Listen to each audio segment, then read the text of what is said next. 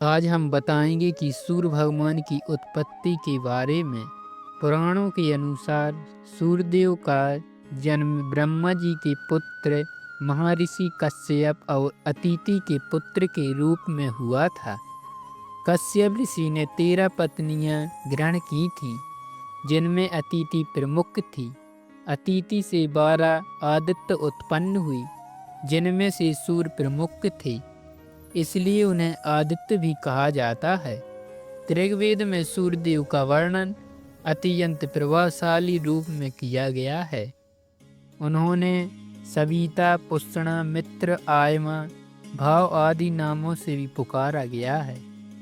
सूर्यदेव स्वर्णिम तेज से युक्त किरणों से आलोकित अष्टभुजधारी कमलासन पर विराजमान रहते हैं।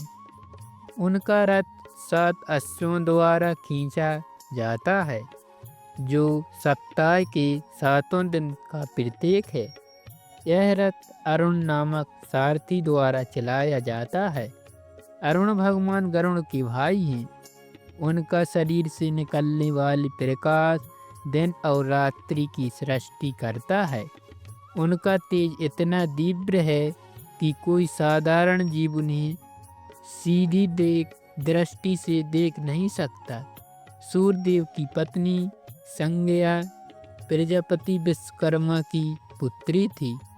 विवाह के बाद संज्ञा कुछ पर सूर्यदेव के साथ रहीं, किंतु उनका तेज सहन न कर पाने के कारण उन्होंने अपनी छाया को सूर्य के पास छोड़ दिया और स्वयं तपस्या हेतु पृथ्वी पर चली गईं।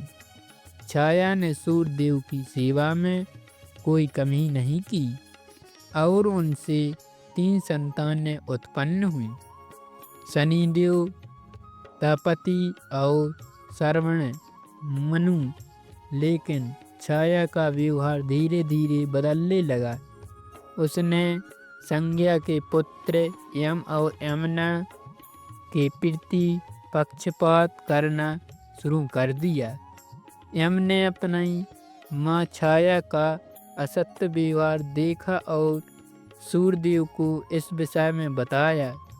सूर्यदेव ने तप द्वारा सत्य का पता लगाया और संज्ञा की खोज की। संज्ञा इस समय घोड़ी का रूप लेकर उत्तर कुरु में तपस्या कर रही थी।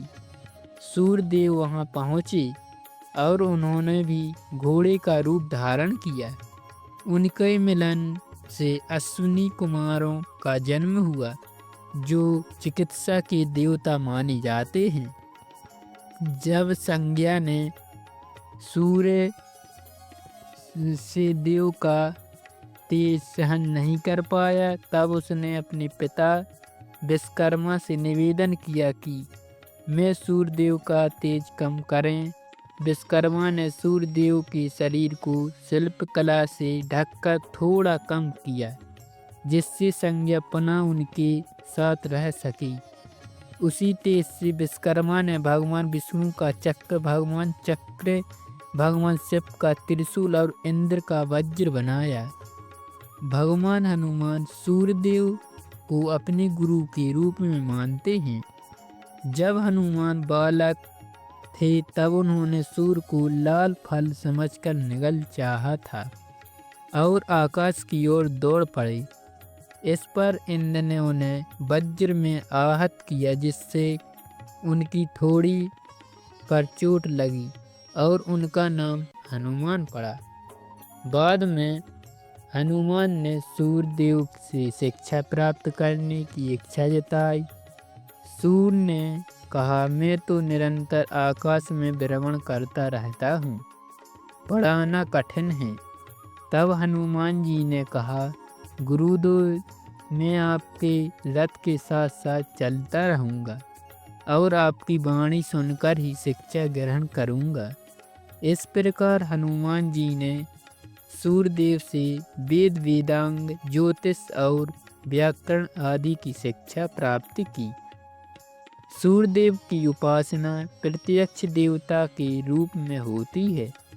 प्राचीन काल में ही लोग उन्हें अर्घ्य देकर दिन की शुरुआत करते हैं। सूर्य नमस्कार एक योग प्रक्रिया है जो शारीरिक, मानसिक और आध्यात्मिक स्वास्थ्य को लाभ पहुंचाती है। जब सूर्यदेव और शनिदेव का संबंध छाया से उत्पन्न, शनिदेव से देव के पुत्र हैं, किंतु माता छाया के प्रति प्रेम और यम के प्रति छाया का व्यवहार न शनि को मन में सूर्य के लिए दूरी उत्पन्न कर दी थी। एक कथा के अनुसार जब सूर्यदेव ने छाया का असत्य व्यवहार देखा और क्रोधित हो गए तो उन्होंने शनि को भी डांटा। शनिदेव ने तपस्या की और ब्रह्मा जी से वरदान प्राप्त कर ग्रहों में श्रेष्ठ स्थान पाया। बाद में सूर्यदेव ने भी शनि को ग्रहों का राजा मानकर उसका आदर किया और रामायण में सूर्यदेव का महत्वपूर्ण स्थान है। भगवान श्री राम के पूर्वज इक्ष्वाकु सूर्यवंश के थे, अतः उन्हें सूर्यवंशी कहा जाता है। श्री राम ने लंका पर आक्रमण से पूर्व समुद्र के किनारे सूर्य को प्रणाम करते हुए आदित्य हृदय स्तोत्र का पाठ किया, जो महर्षि अगस्त्य द्वारा उन्हें बताया गया था। इस स्तोत्र को पाठ से श्री राम को आत्मबल, आत्मविश्वास और विजय का आशीर्वाद प्राप्त हुआ। और सप्ताह का पहला दिन रविवार सूर्यदेव का समर्पित होता है।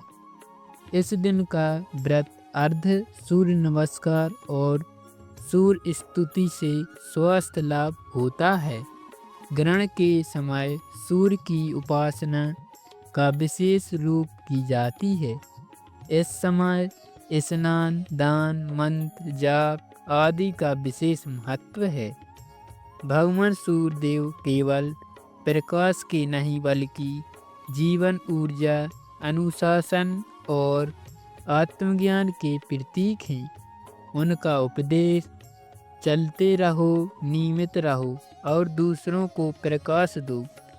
सूर्य उपासना से न केवल स्वास्थ्य लाभ मिलता है बल्कि जीवन में अनुशासन, दृढ़ता और सफलता भी प्राप्त होती है। वे परम प्रत्यक्ष और साक्षात देवता हैं, जिनकी कृपा से संपूर्ण जगत आलोकित होता है।